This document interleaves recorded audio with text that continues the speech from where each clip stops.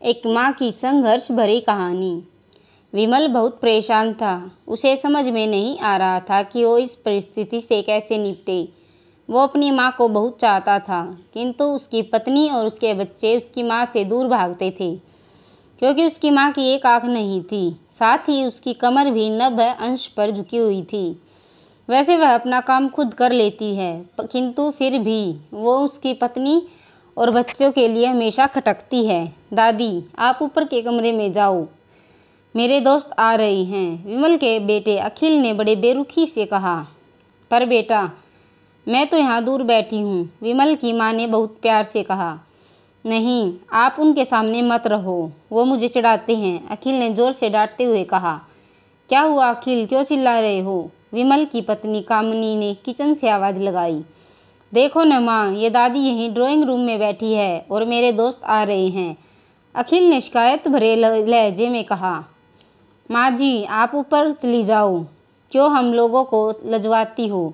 कामिनी ने बेटे का पक्ष लेते हुए कहा। बेचारी सरस्वती चुपचाप उठकर जीने के सहारे ऊपर चढ़ने लगी। कमर झुकी होने के कारण उन्हें ऊपर चढ़ने में बहुत परेशानी हो रही थी, किंतु वो पूरी ताकत से ऊपर के एक अकेले कोने वाले कमरे में जाकर बैठ गई। विमल बाजू के कमरे में सब सुन रहा था। उसे कष्ट हो रहा था कि उसकी माँ को अपमानित होना पड़ रहा है, किंतु वो असहाय था।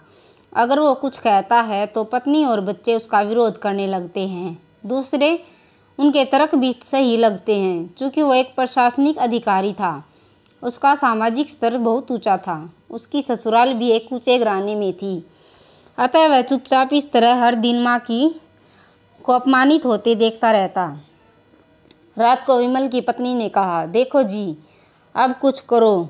कल कलेक्टर साहब की पत्नी आई थी, माँ जी अपनी देशी धुनधारा में उनसे मिली। मुझे बहुत शर्म आ रही थी, यह बताते हुए कि ये मेरी सास है। मैंने कह दिया कि दूर की रिश्तेदार है, इलाज कराने आई है। विमल को रोना आ गया, किंतु फिर भी वह चुप रहा। उसे समझ नहीं आ रहा। अपने बेटे की मन स्थिति को सरस्वती अच्छी तरह से जानती थी और बेटे को कोई कष्ट न हो, इसलिए वह हर बात चुपचाप सह लेती। विमल बहुत उदास रहने लगा। एक तरफ परिवार और सामाजिक स्तर पर जीने की प्रतिबद्धता और दूसरी ओर माँ।